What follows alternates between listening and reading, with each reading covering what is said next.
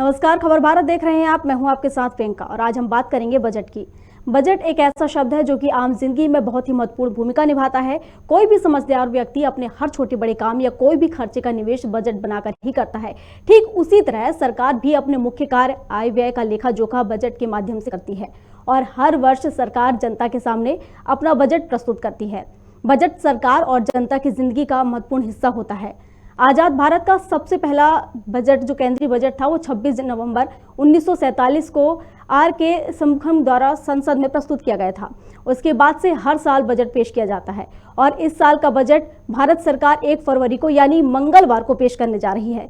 किस तरह का होगा बजट हम जानेंगे, लेकिन उससे पहले जान लेते हैं क्या कुछ प्रतिक्रियाएं आई हैं। जी सर, उम्मीद है बहुत सी, जैसे अभी बहुत सी बेरोजगारी है देश में, लगातार बढ़ रही है, तो मतलब बेरोजगारी को दूर करने के लिए सरकार कुछ नई योजनाएं लाएं और उसके लिए बजट मतलब ज़्यादा से ज़्यादा हो, जैसे और नई फैक्ट्रियां जैसे लगाई जाएं, जिससे कि क्या है देश के युवाओं को रोज़गार मिलेगा और जो विदेशी कंपनियां जैसी बहुत सी उनको भारत आने के लिए प्रोत्साहित किया जाए। बजट पहले बताते तो बहुत कि हाँ बहुत अच्छा आ रहा है, जब कीमतें आती तो कोई विशेष अंतर नहीं दिखता है। खासकर हमारे किचन के लिए तो होना चाहिए। जो हम तो खुद दुकानदार हैं, लेकिन हमको लगता है कि नहीं, वाकई में महंगाई, दालों के भाव देख लो, तेल के भाव देख लो, 2 रुपये कम होते हैं और 5 रुपये बढ़ जाते हैं। अभी 4 दिन पहले तेल के भाव कम हुए थे और आज देखो तो फिर वापस बढ़ गए। इससे छोटे व्यक्ति को, मजदूर व्यक्ति को बहुत परेशानी होती है। अपन तो कैसा भी करके कम ज़्यादा करके कर लेते हैं, लेकिन उन लोग को बहुत परेशानी होती है।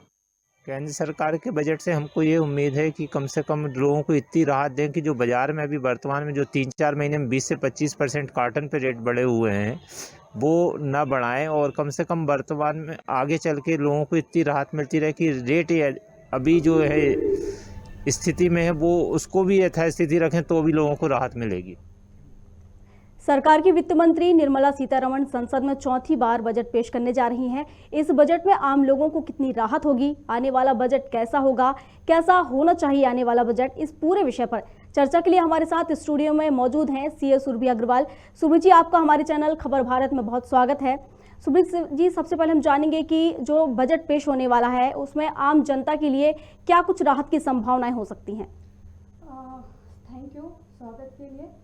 आम जनता के लिए कहना चाहिए कि सबसे पहले तो कर्मचारियों के लिए जो वर्क फ्रॉम होम कर रहे हैं उनके लिए काफ़ी अपन चाह रहे हैं कि टैक्स में जो डिडक्शन मिलता है सेक्शन 16 में 50,000 उसको बढ़ाकर 1 लाख तक कर देना चाहिए, क्योंकि हम देख रहे हैं कि उनका घर पे इंटरनेट का खर्चा, बिजली का खर्चा, बहुत सारे खर्च जो वर्क फ्रॉम होम से बढ़ गए हैं। तो मेन तो हमारा पेशेवर व्यक्तियों के लिए ये चीज़ बढ़ाई जानी चाहिए और हम चाहेंगे कि आम जनता के लिए भी टैक्स स्लैब में कुछ राहत दी जाए, जिससे कि उनको टैक्स भरने में आसानी हो और वो थोड़ा सा राहत महसूस कर सके।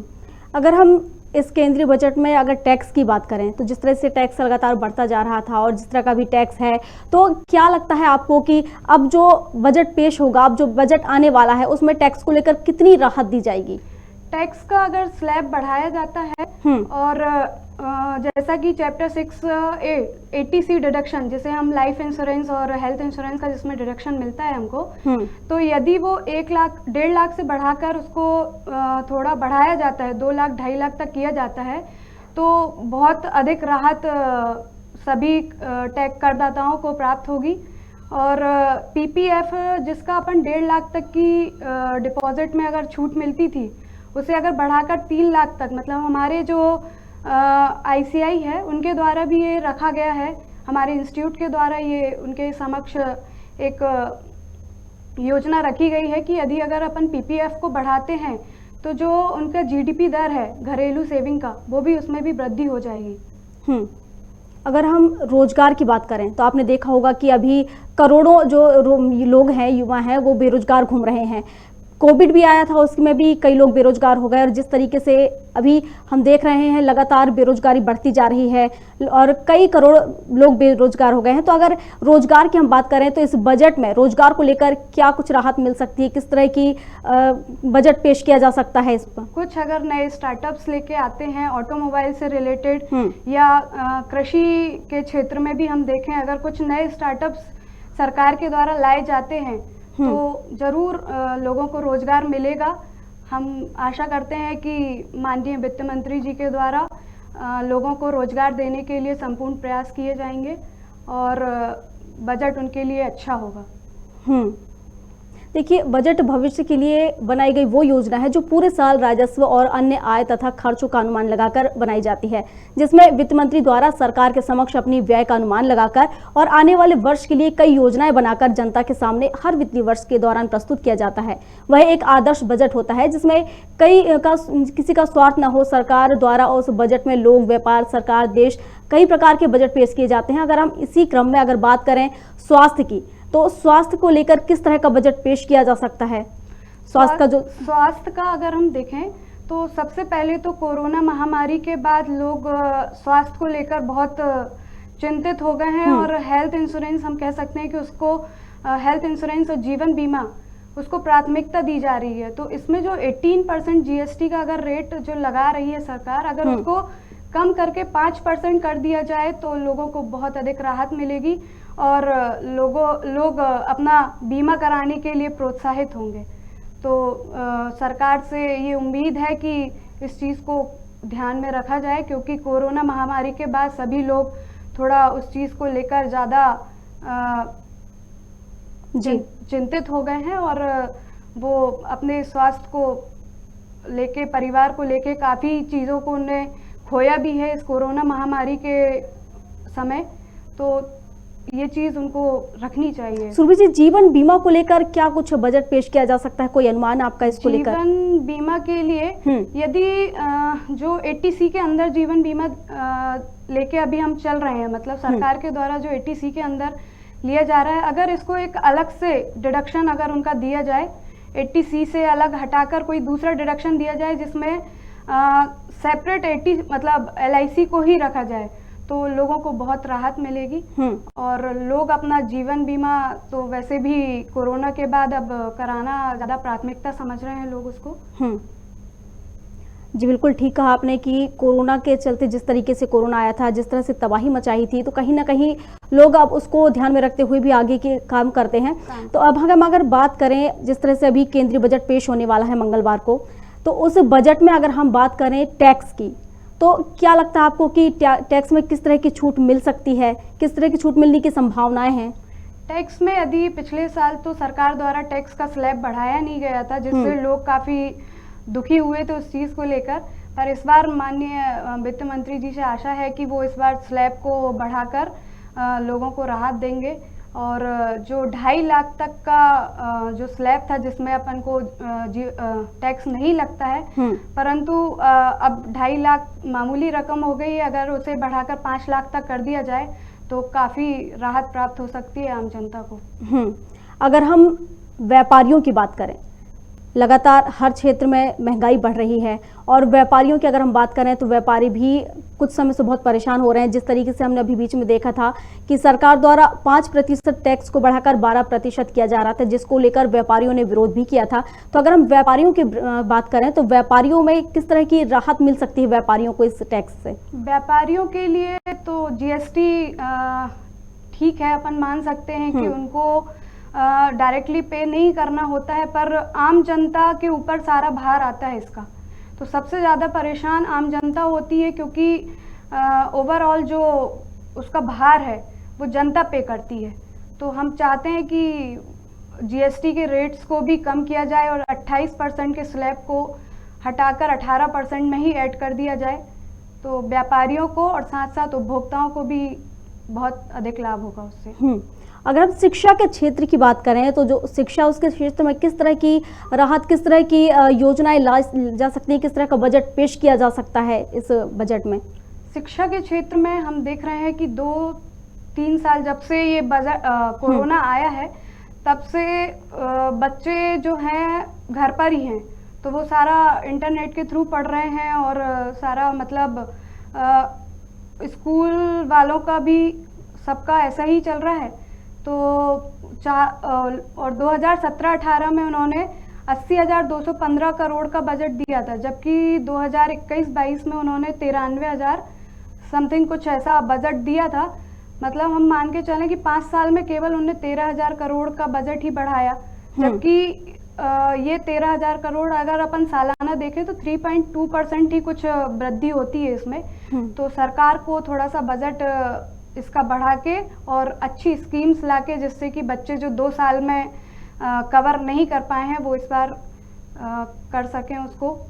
क्या लगता है आपको सुरभि जी कि पिछली बार जो बजट था शिक्षा के क्षेत्र का, तो उस बजट की अगर तुलना हम अगर इस बजट में की जाए तो क्या कुछ बढ़ोतरी हो सकती है इस बजट पे? बिल्कुल, सरकार के द्वारा ये बढ़ोतरी करनी ही चाहिए, क्योंकि हम देख रहे हैं कि शिक्षा का मतलब जो माहौल है वो बच्चों के दिमाग से निकल चुका है, और घर में हम देख रहे हैं कि इतना अच्छा प्रदर्शन नहीं कर पा रहे हैं बच्चे, और ना ही वो उस चीज़ को सीरियस ले पा रहे हैं। तो बजट लाके और अच्छी स्कीम्स लाके बच्चों को शिक्षा प्राप्त कराना चाहिए। सरकारी स्कूल्स के लिए भी, प्राइवेट स्कूल्स के लिए भी, सभी के लिए एक अच्छा सुखद बजट होना चाहिए। देखिए, अगर हम बात पेट्रोल और डीजल की करें तो हमने देखा है कि लगातार पेट्रोल डीजल के दाम बढ़ रहे हैं, जिसके चलते महंगाई भी शायद चरम पर पहुंच रही है और लगातार इसका लोग विरोध भी करते आए हैं। तो आपको क्या लगता है कि इस बजट में, जो कि अब पेश होने वाला है मंगलवार को, तो इस बजट में क्या पेट्रोल और डीजल को लेकर कोई कमी या कोई छूट दी जा सकती है? पेट्रोल और डीजल में लगातार बैठ के बढ़ते उनका रेट बढ़ता ही जा रहा है, जिससे हम देख रहे हैं कि ट्रांसपोर्टेशन में अगर हमें किसी चीज़ को लेने जाना होता है तो हमको कितना महंगा पेट्रोल, 100 रुपये 110 रुपये का पेट्रोल खर्च करना होता है 1 किलोमीटर के लिए।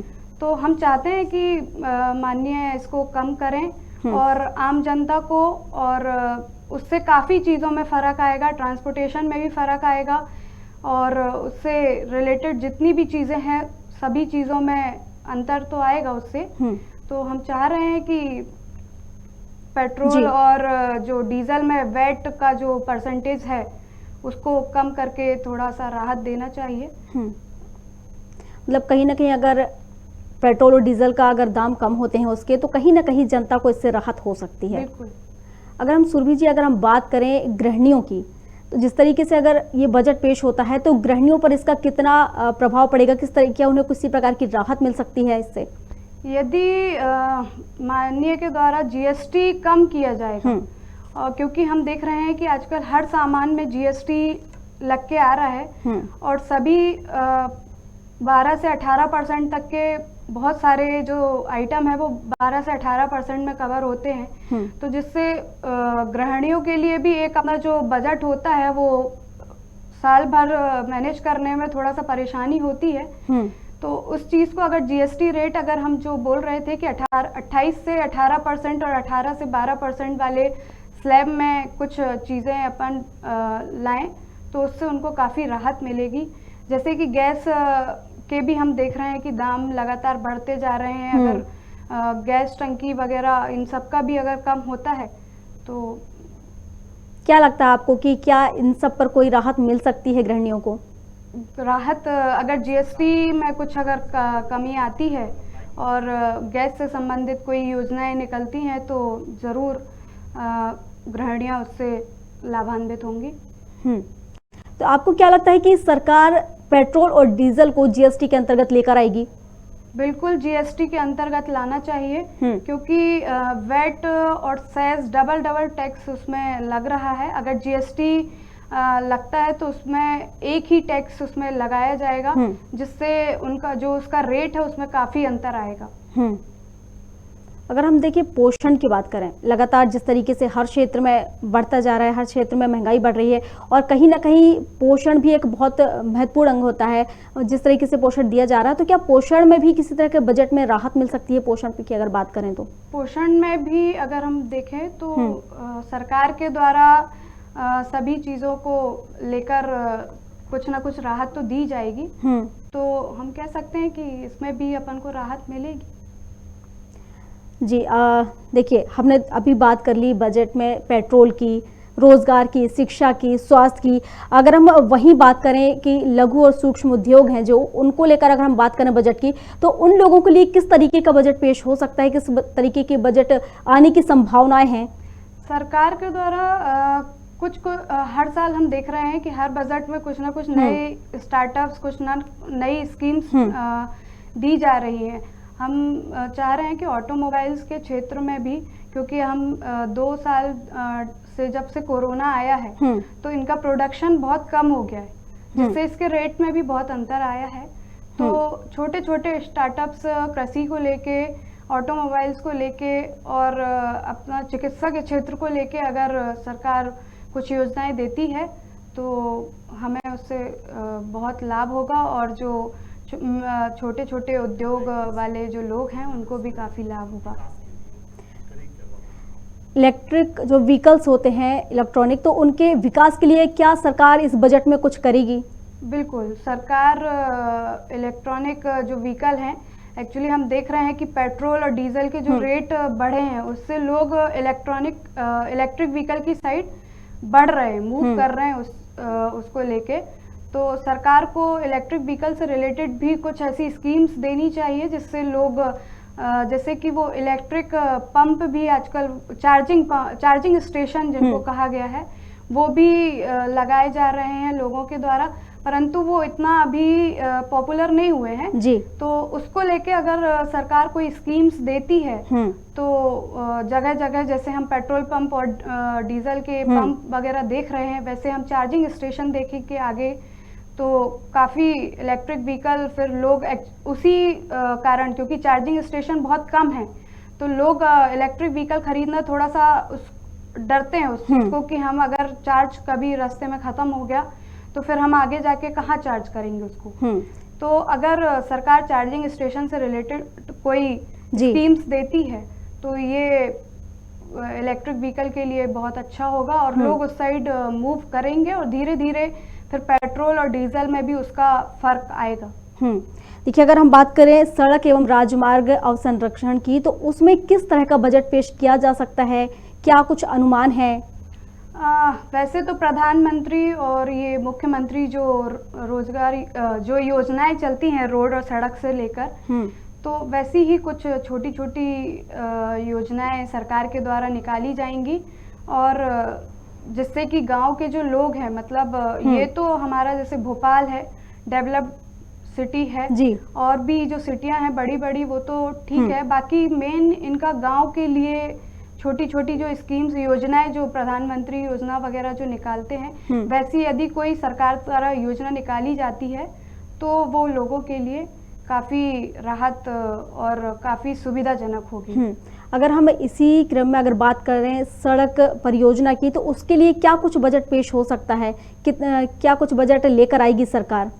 सड़क परियोजना के लिए जैसे कि हम ट्रांसपोर्ट की बात कर रहे हैं, भाई पेट्रोल डीजल से रिलेटेड भी है ये, तो सरकार अगर पेट्रोल डीजल से रिलेटेड भी और सड़क परियोजना जो बसेस वगैरह चलती हैं उसमें भी जो किराया है लोगों का महंगा हो गया है काफ़ी, क्योंकि पेट्रोल डीजल के कारण ही उनका किराया महंगा हो गया है, लोगों का आना जाना बहुत कठिन हो गया है। तो अगर वो इसके संबंध में कोई अच्छा बजट लेकर आते हैं तो लोग राहत महसूस करेंगे। आपको क्या लगता है कि अब जो ये बजट आने वाला है इस साल का, जो मंगलवार को अब बजट पेश होगा, तो उस बजट में क्या लगता है कि जनता की जो थाली है वो सस्ती हो पाएगी? थाली तो सस्ती जी होना चाहिए, क्योंकि मेन रोटी कपड़ा और मकान जो अपन बोलते हैं तो वो सस्ता होना चाहिए। और जैसे कि अभी अफोर्डेबल हाउसिंग स्कीम चल रही थी जिनका 45 लाख से, मतलब पहला जो मकान है वो 45 लाख से कम है, तो उस पर 1.5 लाख रुपए तक की छूट दी जा रही थी सेक्शन 80EE के तहत। तो उसमें यदि ये जो स्कीम 2022 तक थी, अगर उसे बढ़ाकर 1 साल और बढ़ा दिया जाए, क्योंकि लोग कोरोना के टाइम पे काफ़ी चीज़ें छूट गई हैं उनकी, तो वो 2023 तक अगर उसको ले जाया जाता है तो लोग काफ़ी राहत होगी उनको। और जो हम खाने पीने से लेकर भी जो चीज़ें हैं उसमें भी GST अगर कम होता है तो थाली सस्ती हो सकती है। क्या लगता है आपको सुरभि जी कि जनता क्या चाहती है कि इस बार जो बजट आएगा वो किस तरीके का होगा? बजट सब लोगों की जो करदाता हैं उनका अपना टैक्स पे नजरें लगी हुई हैं, जो व्यापारी हैं वो GST से रिलेटेड और अपने नई योजनाओं से रिलेटेड चीज़ों पे आशा लगाए हुए बैठे हैं।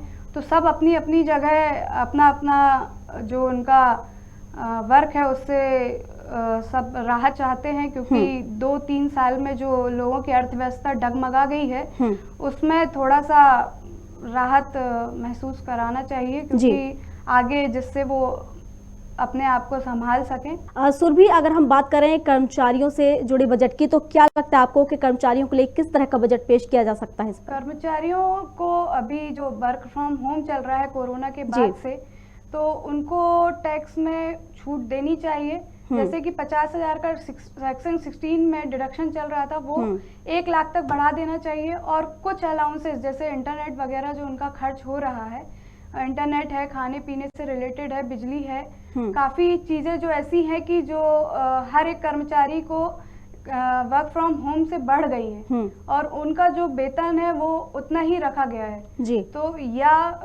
उनकी जो कंपनीज हैं वो उनका वेतन बढ़ाती हैं नहीं बढ़ाती हैं वो एक अलग है, पर सरकार के द्वारा उनको एक अलाउंसेस वगैरह जो हम बोलते हैं कि अलग से कुछ छूट दी जाए टैक्स में उनको, और अलग से कुछ सुविधाएं दी जाए जिससे कि वो अपना काम जो कर रहे थे वो सुचारू रूप से करते रहें और उनको काफ़ी राहत महसूस हो और काफ़ी अच्छा प्रदर्शन वो अपनी फील्ड में कर सकें। सुरभि जी, आपका बहुत शुक्रिया खबर भारत से जुड़ने के लिए, खबर भारत पर यहाँ पर आने के लिए। तो आपने देखा कि हमारे साथ बजट पर बात करने के लिए, पूरी चर्चा करने के लिए हमारे साथ मौजूद थी सीए सुरभि अग्रवाल, जिन्होंने हमें बताया कि किस तरह का बजट आ सकता है। भारत सरकार 1 फरवरी को अपना बजट पेश करने वाली है। सरकार की वित्त मंत्री निर्मला सीतारमण संसद में बजट पेश करेंगी और बता दें कि निर्मला सीतारमण चौथी बार अपना बजट पेश कर रही हैं। कोरोना काल में जिस तरह से महंगाई बढ़ी है उससे आम आदमी की कमर टूट चुकी है। महंगाई में जहां एक तरफ खाने की चीज़ों के दाम बढ़े हैं तो वहीं पेट्रोल डीजल के भी दाम आसमान छू रहे हैं। और हमें उन्होंने बताया किस तरह का बजट पेश होना चाहिए और किस तरह का बजट पेश होगा, उसको लेकर हमारे यहाँ चर्चा की है। अब वो तो आने वाला समय ही बताएगा, मंगलवार को ही पता चलेगा कि आखिर किस तरह का बजट आएगा और जनता को इस बजट से कितनी राहत मिल पाएगी। खबर भारत में फिलहाल के लिए बस इतना ही। अधिक अपडेट्स के लिए आप बने रहिए हमारे साथ और देखते रहिए खबर भारत। नमस्कार।